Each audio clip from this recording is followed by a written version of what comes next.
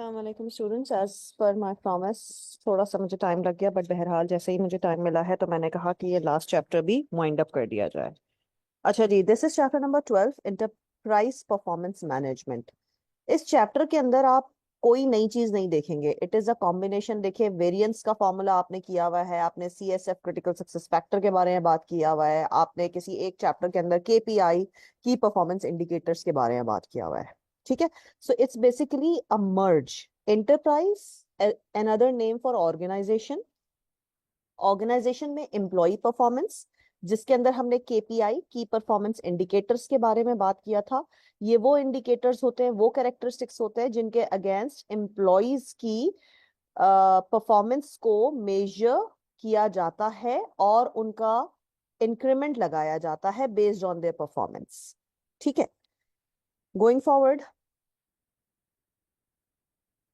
Control and performance measurement. भाई, control या performance measurement क्यों जरूरी है? किसी भी ऑर्गेनाइजेशन में monitoring, monitoring of the system, monitoring of the machinery, जो हमने आपके सारे प्लांट मेंटेनेंस के अंदर बात की, and monitoring of the performance of individuals, that is human resource, बहुत जरूरी होता है।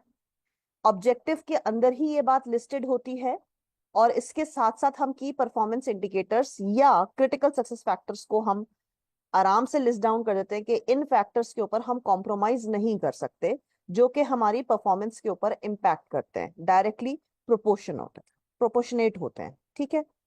आगे अगर हम बात करते हैं, देखें इसके अंदर आपके पास इन्वायरमेंट आ जाता है, स्ट्रैटेजी कि क्या मैथडोलॉजी होगी, क्या स्टेप बाय स्टेप प्रोसेस होगा, और बिजनेस का टाइप क्या है। बिजनेस के टाइप में मैन्युफैक्चरिंग इंडस्ट्री है, सर्विस इंडस्ट्री है, एग्रीकल्चर इंडस्ट्री है, what ever the type of the business. फिर हमारे पास फैक्टर्स होते हैं मजीद कि ऑब्जेक्टिव्स ऑफ द ऑर्गेनाइजेशन क्या है, मिशन क्या है, विजन क्या है। फिर हमारे critical success factors of process क्या है। क्रिटिकल सक्सेस फैक्टर वो फैक्टर्स होते हैं जो कि किसी भी बिजनेस के सक्सेस या फेलियर के अंदर डायरेक्ट लिंक्ड होते हैं। ठीक है। अगर हम इनको इग्नोर करते हैं, सीएसएफ को, क्रिटिकल सक्सेस फैक्टर्स को, तो कोई भी बिजनेस जो है वो डेवलप नहीं हो सकता, चल नहीं सकता, सरवाइव नहीं कर सकता। Environment in terms of turbulence या अनप्रडिक्टेबिलिटी। फॉर एग्जाम्पल, कोविड के अंदर भी हम अगर बात करेंगे तो टर्ब्यूलेंस ही थी, एक तरीके की इमरजेंसी की सिचुएशन थी, और वो भी we were not aware of it, we were not prepared for it, predictable नहीं थी, कब तक रहेगी। अब तक सुनने में आ रहा था वेरिएंट किसी ना किसी टाइप का आ रहा है। ठीक है जी। अब हमें क्या स्ट्रैटेजी, हमें क्या स्टेप बाय स्टेप मेथोडोलॉजी को अडॉप्ट करना है, इम्प्लीमेंट करना है। हम किस टाइप के बिजनेस के अंदर हैं, सर्विस में हैं, मैन्युफैक्चरिंग में हैं, एमएनसीज के अंदर हैं, एग्रीकल्चर है, what type of industry we are in. And then mix of often forms the basis of the reward schemes for senior executives। देखें, ये सारे ऊपर के जो फैक्टर्स है ना, इनको हम सही इंग्रेडिएंट के अंदर, सही प्रोपोर्शन के अंदर डाल के हम एक शॉर्ट टर्म या long term reward system, performance appraisal system को हम डिजाइन करते हैं। ठीक है। अब इसके बाद determination of the measurement mix. सबसे पहले ऑब्जेक्टिव ऑफ द प्रोसेस और the order them in terms of priority. देखिए, हमारा ऑब्जेक्टिव क्या है? कुछ ऑब्जेक्टिव्स होते हैं वो अर्जेंट होते हैं, उसमें हमारे पास टाइम फ्रेम कम होता है। कुछ ऑब्जेक्टिव्स इंपॉर्टेंट होते हैं बट उसके ऊपर हमारे पास we can do it in the long run, we don't have shortage of time. ठीक है जी। That is what how we set priority. Priority का मतलब ही क्या होता है कि जिसके अंदर हमारे पास टाइम फ्रेम कम होता है तो वो हमारी हाईएस्ट प्रायोरिटी पे होता है, जिसके पास जिस भी चीज को परफॉर्म करने के लिए हमारे पास टाइम होता है वो इंपॉर्टेंट है but it's not urgent. Then identify the critical success factors of the operations as foreseen. Main factors क्या हैं जो कि हमें जहन में रखने चाहिए किसी भी बिजनेस को रन करने के लिए। Perform a position audit to identify the current situation and identify the extra critical success factors. अच्छा जी, ऑडिट परफॉर्म करते हैं कि अभी की क्या हालात है, ठीक है, पिछला क्या हमारा रहा है, एक्सपीरियंस एंड प्रेजेंट को ऑडिट से आराम से आइडेंटिफाई किया जा सकता है, ताकि हम फ्यूचर के अंदर जो फैक्टर्स बहुत इंपॉर्टेंस रखते हैं उनके ऊपर ध्यान दे सकें। फॉर एग्जांपल, अगर अब मैं देखती हूँ कि हर ऑर्गेनाइजेशन के अंदर training of their employees in respect to IT, audit, even audit using softwares बहुत जरूरी हो गया, क्योंकि ऑडिट या टैक्स सब कुछ जो है वो सिस्टम पे चला गया। So no organisation can actually survive without IT. With the view of critical success factors, develop a pilot measurement fix. Pilot means सही तनाजुल में, बैलेंस के अंदर जो चीज जितनी रिक्वायर्ड उतना आप दें। अब किन चीजों का मिक्सचर हमको देखना है? सबसे पहले फाइनेंशियल, नॉन फाइनेंशियल, इन चीजों को हमको जहन में रखना होता है। हमको बैलेंस स्कोर कार्ड अप्रोच लगाना पड़ सकता है कि हमने किस सिचुएशन के अंदर 360 डिग्री हमने किस तरीके से हमने एक स्कोर कार्ड कायम कर लिया है, स्कोर दे दिया कि वेटेज दे दिया, ताकि हमारी कैलकुलेशन जो है वो जरा इजी हो जाए। ठीक है। फिर अगर हम बात करते हैं mix of terms of culture and change implications, अच्छा कल्चर वाइज भी चीजें वेरी कर रही होती हैं, और फिर हमको डिप्लॉय करना होता है, इम्प्लीमेंट करना होता है, और हमको मॉनिटर करना होता है। This we have been doing it in almost all the chapters. ठीक है। फिर रेशो एनालिसिस, भाई रेशो का चीज होता है, दो चीजों के बीच में कंपैरिजन को हम रेशो बोलते हैं। ठीक है। इसके अंदर क्या होता है? Evaluate the relationship among different items of financial statement, यानी दो तीन चीजों को कंपेयर कर रहे होते हैं। फाइनेंशियल स्टेटमेंट में दो तीन हेडर्स हैं, उनको कंपेयर करना।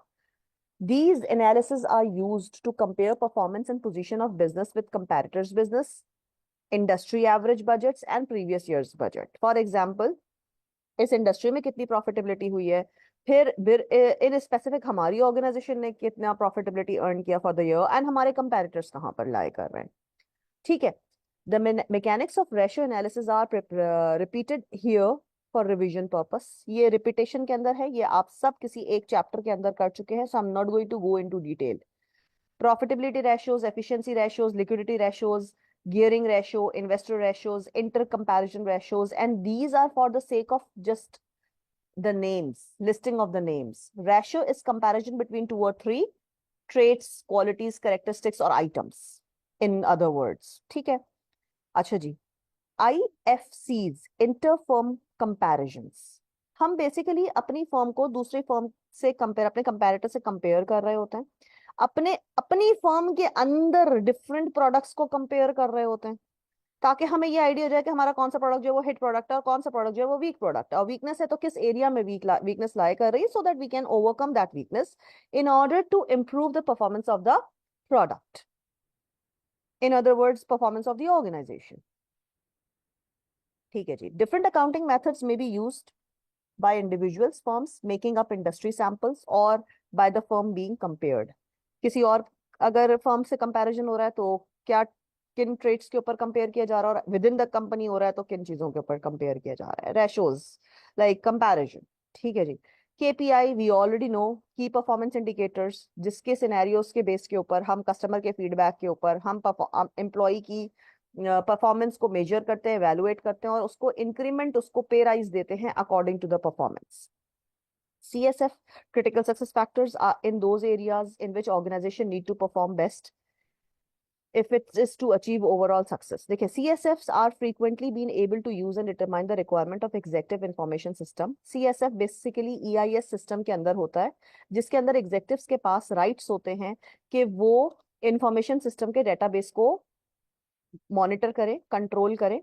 फॉर एग्जाम्पल, एक एरिया है, उस एरिया के अंदर 5 ब्रांचेस हैं, उन पांच ब्रांचेस की परफॉर्मेंस, उन 5 ब्रांच मैनेजर्स की परफॉर्मेंस जो है वो EIS सिस्टम के ऊपर से आराम से जो एरिया मैनेजर है वो एक्सेस कर सकता है, कंट्रोल कर सकता है, मॉनिटर कर सकता है। ठीक है, कितना पैसा आया, कितना पैसा निकल गया, किस कंपनी के अंदर, किस हेजर के अंदर जो है पैसा आ रहा है, लेजर के अंदर, जो भी वट एवर हेड के अंदर, जिस तरीके से भी आप कंपेयर करना चाहते हैं। बैंक का बिक गई, बैंक एश्योरेंस बिक गई, अमाउंट आ गया, डेबिट हो गया, क्रेडिट हो गया, आपका बहुत सारे डिफरेंट प्रोडक्ट लाइंस होते हैं, इंश्योरेंस होती है, आपका कार लोन्स हैं, आपका पर्सनल लोन्स हैं, तो ये सारी चीजें जो है इनके सारे लेजर के अंदर जो बैलेंस स्टेटमेंट शो हो रही होती है उसके अंदर कंपैरिजन होता है, और ये आराम से एग्जीक्यूटिव इंफॉर्मेशन सिस्टम के डेटाबेस के थ्रू तमाम तर एरिया मैनेजर्स अपने एरियाज की परफॉर्मेंस, डिफरेंट डिपार्टमेंट्स की, डिफरेंट ब्रांचेस की परफॉर्मेंस को इवेलुएट कर सकते हैं।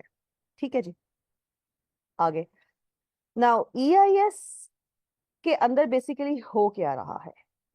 ठीक है, एक्सेप्शनिंग रिपोर्टिंग। देखिए, मैंने भी बोला कि आराम से रिपोर्ट क्रिएट हो रही होती है, लोगों को बुला करके आपको एक एक 1-on-1 ट्रांजैक्शन के ऊपर गुफ्तगू नहीं करनी होती, रिपोर्ट सामने क्लियरली बता रही होती है कितना पैसा आया, कितना निकला।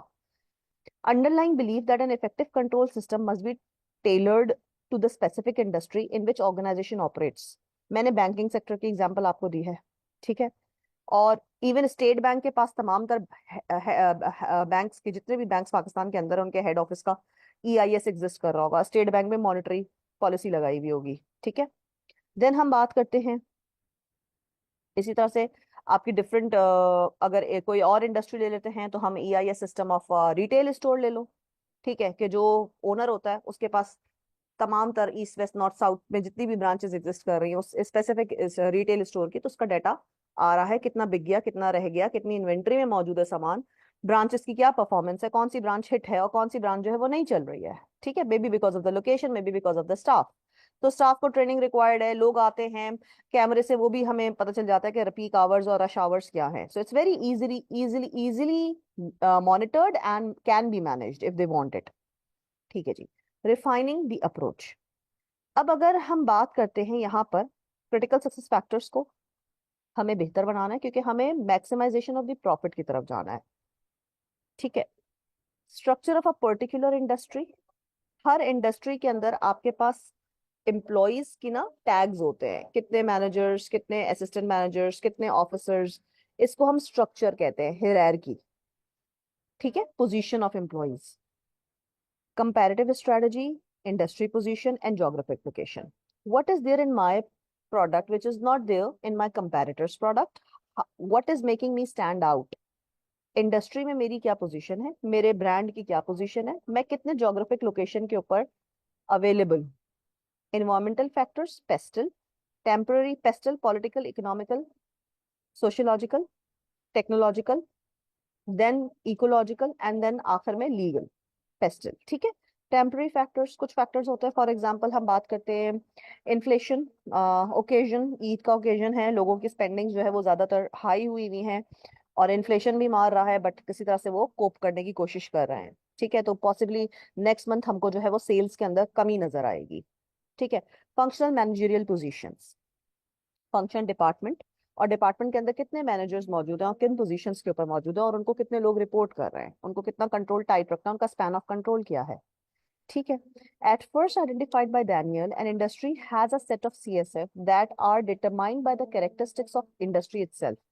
हर इंडस्ट्री का CSF जो है विल बी डिफरेंट, उसके लिए जो क्रिटिकल सक्सेस फैक्टर है ना वो इंडस्ट्री वाइज वेरी करेगा। फूड इंडस्ट्री के अंदर डिफरेंट हालात हैं, MNCs के अंदर डिफरेंट हालात हैं, सर्विस के अंदर डिफरेंट हालात क्रिटिकल सक्सेस फैक्टर्स होंगे, मैन्युफैक्चरिंग के अंदर डिफरेंट क्रिटिकल सक्सेस फैक्टर्स होंगे, ठीक है जी। नाउ एनवायरमेंटल फैक्टर्स, हमने पहले पेस्टल की बात कर ली है। टेम्पररी फैक्टर्स, फॉर एग्जांपल इन्होंने आपको यहाँ पर बता दिया है, for a small period of time, मैंने जैसे अभी ओकेजन का नाम लिया, ईद की वजह से टेम्पररी फैक्टर आया हुआ था, लोगों की स्पेंडिंग ज्यादा हुई हुई होंगी। फंक्शनल, डिफरेंट डिपार्टमेंट्स के अंदर डिफरेंट चीजें होती हैं, और इन्होंने आपको जो एग्जांपल्स दिए हुए हैं, मैन्युफैक्चरिंग मैनेजर दिया हुआ है, वो कंसर्न होगा प्रोडक्ट की क्वालिटी के लिए, इन्वेंटरी कंट्रोल के लिए एंड कॉस्ट कंट्रोल के लिए, ठीक है, ये एक एग्जाम्पल है।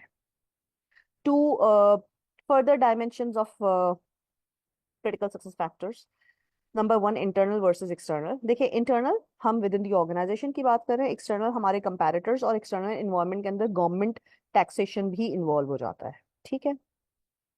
अच्छा जी, इसके अंदर इन्होंने कंक्लूजन के अंदर जो आपको नाम दे दिए हैं, देखिए अब मैं इसको थोड़ा सा सम अप करना चाह रही हूँ। CSF पे पहले एक चैप्टर के अंदर बहुत डिटेल के अंदर बात हो चुकी है। इंडस्ट्री का CSF होता है, हर इंडस्ट्री का अपने क्रिटिकल सक्सेस फैक्टर होता है, हर कॉर्पोरेशन का अपना क्रिटिकल सक्सेस फैक्टर होता है, हर डिपार्टमेंट का अपना क्रिटिकल सक्सेस फैक्टर होता है, और हर इंडिविजुअल का अपना क्रिटिकल सक्सेस फैक्टर होता है, जिसको हम KPI कह सकते हैं, ठीक है। आगे एक चार्ट आएगा जिसके अंदर KPI वर्सेस CSF का कंपैरिजन है, हम उसको भी डिस्कस करेंगे, बट अभी हम स्लाइड वाइज आगे जा रहे हैं, तो चलें ठीक है, स्लाइड को देख लेते हैं पहले। सबसे पहले मेजरमेंट, CSF को कैसे मेजर करते हैं। देखो कस्टमर, कस्टमर कौन है हमारे लिए, कस्टमर क्यों अहमियत रखता है। Customer is the person who actually is paying for the product, we are generating money because of that customer, so customer is of prime importance. Response, customer को हमें कितने टाइम फ्रेम के अंदर रिस्पॉन्स देना है, so that we don't end up losing the customer, because customer is of prime importance. हमारा process क्या है, how do we you know proceed with any kind of payment और एनी काइंड ऑफ वर्किंग, हर चीज का एक process होता है, ठीक है।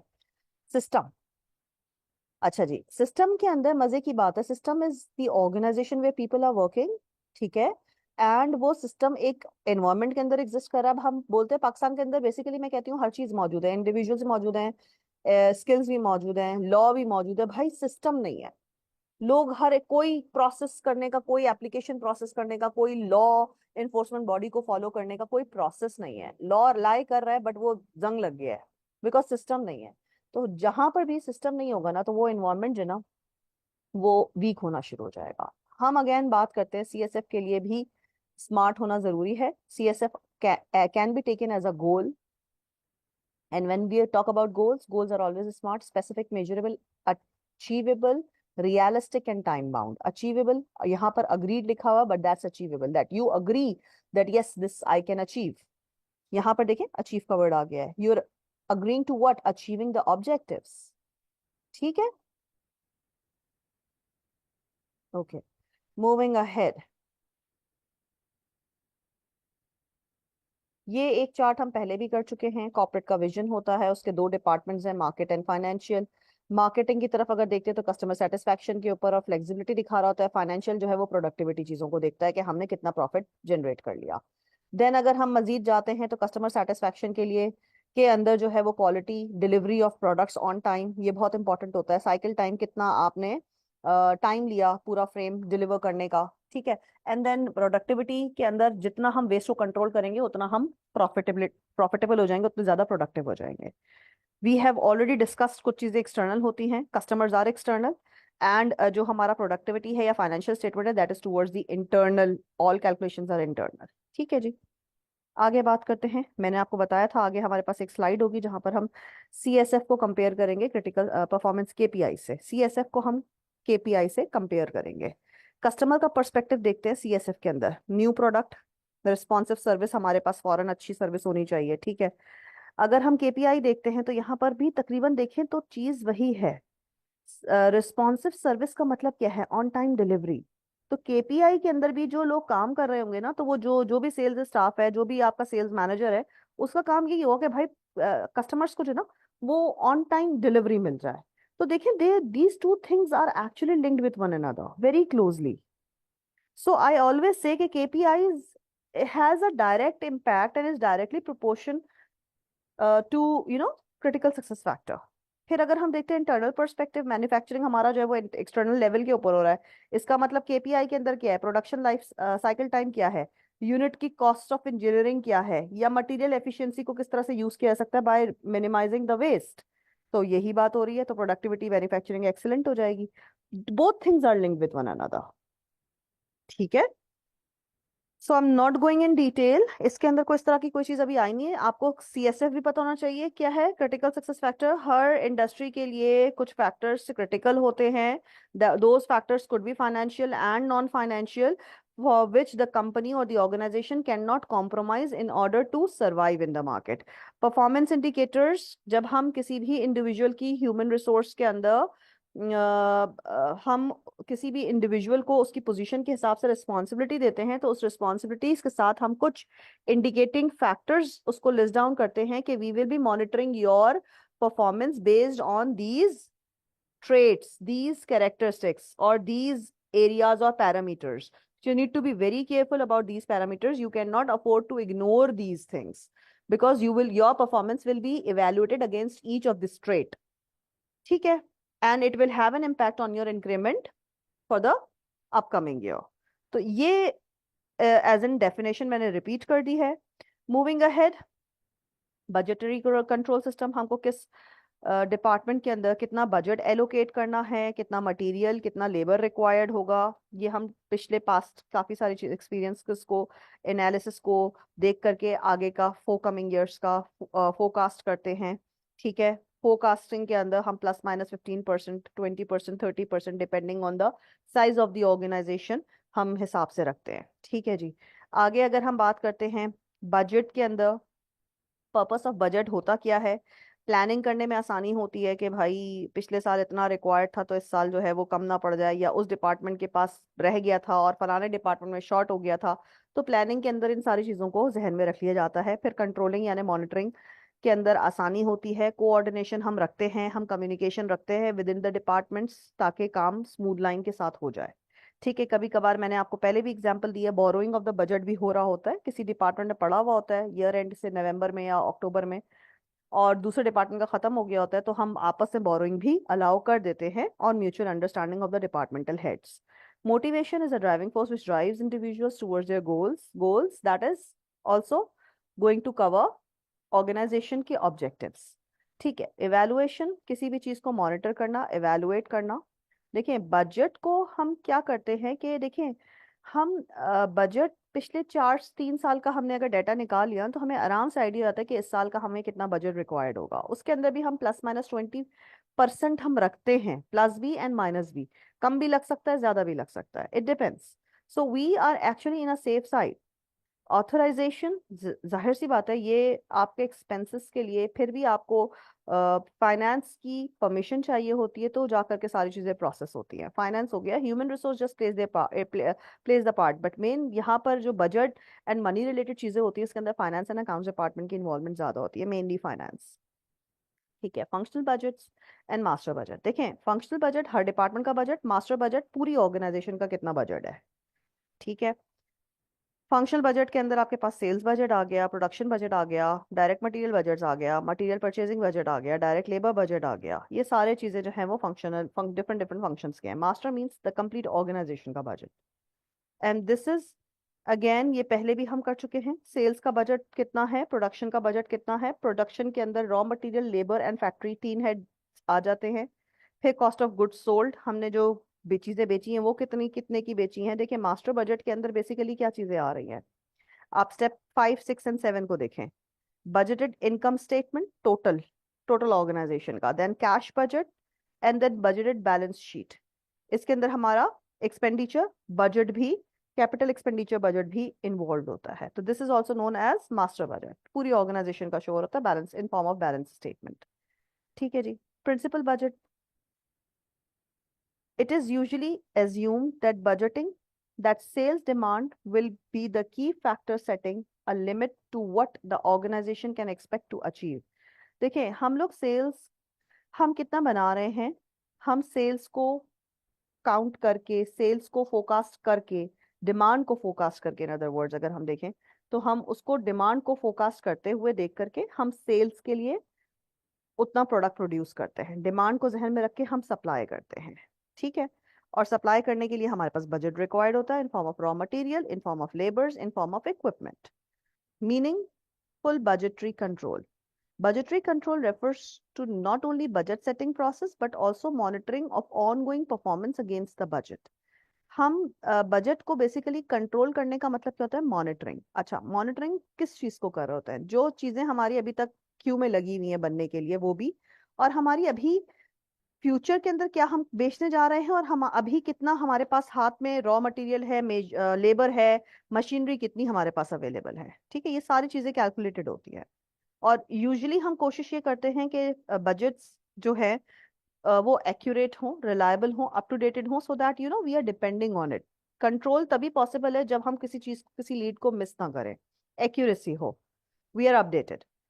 Why budgets may not be useful for control purpose? Because kabhi kabhi situation is, you know, out of hands. There are two reasons why this might not be the case. Firstly, it may be well be the organization's environment has changed. Organization का अपना environment change हो गया. For example, if a budget is based on 30% forecasted increase in the sales, but perhaps the change in legislation means that the product is no longer as attractive as the sales are now only forecasted to rise by 5%. हमने जब किसी चीज का budget allocate करा था तो हमने 30% को फोकास्ट किया था प्लस, कि इस दफा पिछले साल से 30% ज्यादा होगा। लेकिन जब हम उस चीज को बेचते जा रहे हैं तो मे बी कोई लॉ चेंज हो गया है, या एक तरीके से कह लीजिए, एक मैं मजे की बात आती हूँ आपको, एक एग्जांपल देती हूँ कि जब कोविड था तो Panadol was short, out of stock, क्योंकि उस वक्त डिमांड ज्यादा थी।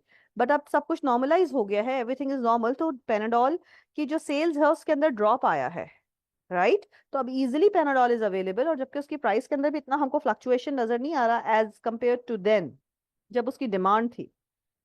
ठीक है, बिहेवियरल एस्पेक्ट्स ऑफ बजट। देखें बजट इज फोरकास्टिंग पिछले साल के खर्चे को, पिछले 3 साल के डेटा को एनालाइज करके अगले 1 साल में हमें कितना पैसा रिक्वायर्ड होगा, इसको हम कहते हैं बजट। ठीक है, कि हमें कितना, किस डिपार्टमेंट के अंदर हमें कितना पैसा हमारी ऑर्गेनाइजेशन ने लगाना है, गवर्नमेंट ही बजट देती है, और किस सेक्टर के अंदर कितना बजट देना है वो गवर्नमेंट डिसाइड करके अनाउंस करती है year to year, looking at the budget of the last year. ठीक है, the level of difficulty in the budget, number one, links the organisation to objective. देखो अब मजे की बात है, हमारा बजट ये एश्योर नहीं करता कि ऑर्गेनाइजेशन के ऑब्जेक्टिव्स मीट किए कर सकेंगे या नहीं किए जा सकेंगे, ठीक है। और इसके अंदर हम स्टाफ को इन्वॉल्व नहीं रख सकते, बिकॉज जब हम बजट एलोकेट कर रहे थे तो हर डिपार्टमेंटल हेड जो है अगर उसको हम इन्वॉल्व रखेंगे तो वो अपने डिपार्टमेंट के फायदे की बात करेगा, तो ओवरऑल ऑर्गेनाइजेशन सफर कर सकती है। Making budgetary control effective, Atrill and McLaney ने identify a number of characteristics that are common to businesses with effective budgetary control. Number one, a serious attitude is taken to the system. Number one, clear demarcation between areas of managerial responsibility। देखें, manager का काम budget के अंदर नहीं है, वो finance department, accounts department, HR और top management कर लेते हैं मिलके, ठीक है। Just a minute.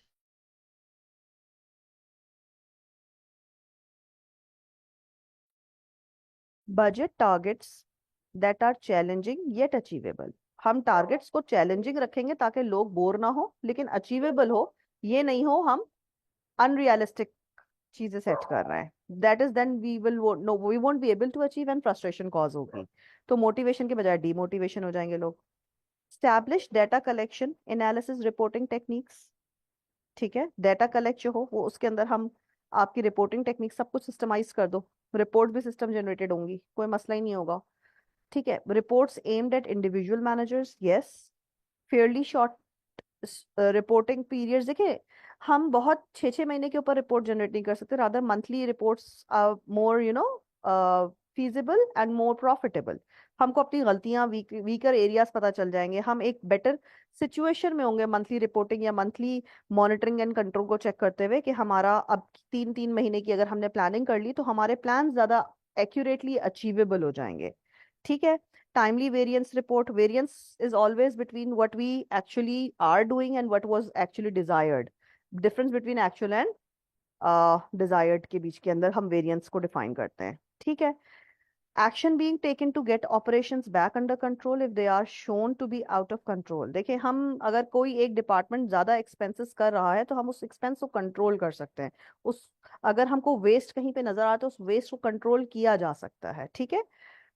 Again moving ahead, behavioural aspects of budget, इसके अंदर क्या होता है, सबसे पहले we have already done this, yes, ये वही स्लाइड आ गई है, ठीक है जी। आगे वेरिएंस एनालिसिस, देखिए हमने सारे वेरिएंस के ऊपर बात कर लिया। Variance is actually to investigate the variance level between what actually we are doing and what actually we were expecting.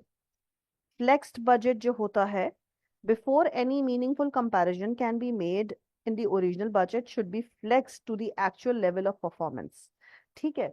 यहाँ पर अगर मैं आपको फ्लेक्स्ड बजट की एक और please I want you all इस चीज को जरा सा अगर अपने पास लिख लो, या I will type it here, just give me a minute. Flex budget की मेरे पास एक जगह ज्यादा बेटर डेफिनेशन मौजूद है, and I let me retrieve that data, ठीक है। फ्लेक्स बजट की प्लीज डेफिनेशन देखिएगा। फ्लेक्स बजट का मतलब क्या होता है, budgets that can be adjusted depending upon revenue and cost changes through out the fiscal year, that can be adjusted depending on the revenue and cost changes throughout the fiscal year. Companies first account for the fixed cost they expect and then least cost they don't expect. If you want, I can write it here, ठीक है जी, ताकि आपके पास recorded lecture के अंदर आ जाएगा। This is a type of adjusted budget,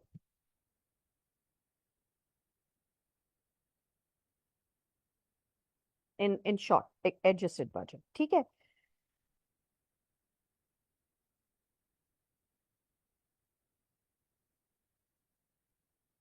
ठीक है जी, आगे बढ़ते हैं। वेरिएंस का हमको पहले ही पता है, वेरिएंस का मतलब होता है difference between actual and desired. इनके अंदर वेरिएबल्स ऑफ कॉस्ट वेरिएंस जो है वो 3 होते हैं, material variance, labour variance and variable overhead variance. Overhead cost के अंदर वेरिएंस हो, मटेरियल के अंदर वेरिएंस हो और लेबर के अंदर वेरिएंस हो। वेरिएंस की calculation we have done it in detail in the last, एक कोई चैप्टर था, I don't remember the name of the chapter, but देख लीजिए आप इसको दोबारा से। Standard selling price multiplied by the actual number of the unit sold and actual selling price multiplied by the actual number of the unit sold. देखिए हम हमेशा वही है, multiply by the unit sold, जो भी प्राइस है उसको हम मल्टीप्लाई करते हैं यूनिट सोल्ड से, तो हमारे पास आराम से एक टोटल कैलकुलेशन आ जाती है। ये आप लोगों ने डिफरेंट वेरिएंस के फॉर्मूलाज ऑलरेडी किए हुए हैं FCMA के चैप्टर के अंदर, और ये वहां पर देखिए इन योर EM पेपर किसी भी किस्म की कोई कैलकुलेशन वेरिएंस के हिसाब से नहीं आई है आज तक, बिकॉज ये हमारा पार्ट ऑफ नहीं है। लेकिन वेरिएंस को विद रिस्पेक्ट टू डेफिनेशन समझना है। वेरिएंस क्या है? एक्चुअल एंड डिजायर्ड के अंदर का फर्क। सेल्स वॉल्यूम प्रॉफिट वेरिएंस, अब sales volume margin variance is difference between actual and budgeted sales. जो एक्चुअल हो रहा है और जो हमने बजट किया है उसके बीच का फर्क। Variance is difference between what actual and desired.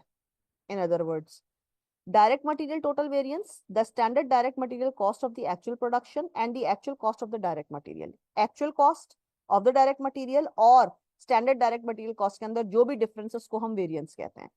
direct material price variance के अंदर the difference between standard purchase price per kg and actual purchase price। actual purchase price और standard purchase price के अंदर जो difference है उसको हम क्या कहेंगे? variance।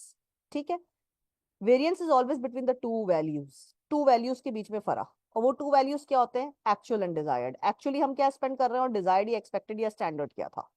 Difference between actual and standard भी कहते हैं, बहुत जगहों पर ये लिखा हुआ है, difference between actual and standard. ठीक है, अब यहां पर भी अगर आप देखेंगे तो यही है, the standard quality, standard and actual के बीच के अंदर का फर्क। फिर नीचे भी देखें तो ये भी लिखा हुआ है स्टैंडर्ड एंड एक्चुअल के बीच के अंदर का फर्क। तीसरा वाला डायरेक्ट लेबर देखें तो स्टैंडर्ड एंड एक्चुअल आवर पर रेट के फर्क, यानी स्टैंडर्ड क्या रेट हम लेबर को देते आए हैं जो हमारे कंपैरेटिव्स भी दे रहे हैं, और एक्चुअली हम क्या दे रहे हैं, इन दोनों के बीच में हमेशा जो है वो डिफरेंस होता है, और उस डिफरेंस को हम क्या कहते हैं? वेरिएंस। सारी वेरिएंस की कैलकुलेशन इसी तरह से है, standard and actual, standard and actual. ठीक है जी, so I am not going into detail. Asha ji, अब हम यहाँ पर बात कर रहे हैं setting the control limits. Control limits of the is used for the basis of determining whether the variance should be investigated। देखिए, अगर वेरिएंस, मैंने आपको हमेशा कहा है कि वेरिएंस प्लस माइनस 15-20%, अगर तो ये उसी 15-20% के अंदर है तो we don't waste our time in doing any kind of investigation why there is a variance. लेकिन हम क्या करते हैं, जहां पर हमारा बिल्कुल ही डिफरेंट 40% फॉर एग्जांपल वेरिएंस आ गया, तो अब हमको इन्वेस्टिगेट करना जरूरी है कि what is the reason, what were the parameters जिसकी वजह से ये वेरिएंस इतना ज्यादा परसेंटेज का आया है। यहाँ पर आप देखें एक कैलकुलेशन लिखा हुआ है, 5% 95% आउटकम है एंड 1.96 स्टैंडर्ड डेविएशन है, दैट इज द एरर। जो मैं बेल शेप ड्रॉ कर रही होती हूँ और 3 स्टैंडर्ड डेविएशन एक्सीड होता है 1.96। नाउ ये बहुत ज्यादा डेविएशन है, इसको अब हमको जो है वो इन्वेस्टिगेट करना है। ठीक है, वेरिएंस ज्यादा होगा तो उसको इन्वेस्टिगेट करना कंपलसरी है, मस्ट है। इसके बाद हम बात करते हैं possible operation causes of variance.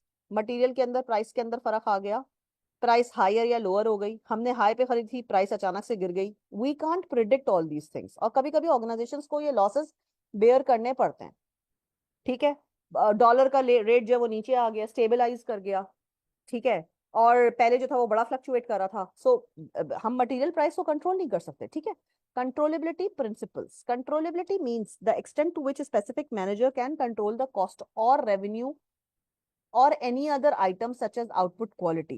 Controllability principle is the manager that should only be made accountable and responsible for cost and revenue that he or she can control directly। यानी उस मैनेजर के पास डायरेक्ट कंट्रोल का access होना चाहिए for the cost and revenue he is accountable for. Composite variance, sometimes a variance might be caused by combination of two factors। two factors को हम कहते हैं composite variance। The variance is a composite variance because it is result of two factors combined। जब भी two factors की combination की वजह से variance होता है, so we call it composite variance। To apply the controllability principle to the variance should be reported to each of the managers। यानी अब एक मैनेजर खाली अकाउंटेबल नहीं, दो मैनेजर्स इन्वॉल्व हो जाएंगे। ठीक है जी, now this is the last slide. Personnel analysis, personnel, employees or employees, the role of finance, raising finance, cost accounting, dealing with risk, budgeting, variance analysis. ये सारे फाइनेंशियल फाइनेंस डिपार्टमेंट के अंदर की पोजीशंस एंड जेडीज हैं. ठीक है, responsibilities है, job responsibilities. अब ये क्या हो रहा है, जो भी बंदा है जो रोल ऑफ फाइनेंस देख रहा है वो क्या कर रहा है, वो basically dealing with NFPs. NFPs stands for, ये चार्ट पहले भी आया था और आपकी क्लास में ही गालिबन मुझे किसी ने एनएफपी की इन फाइनेंस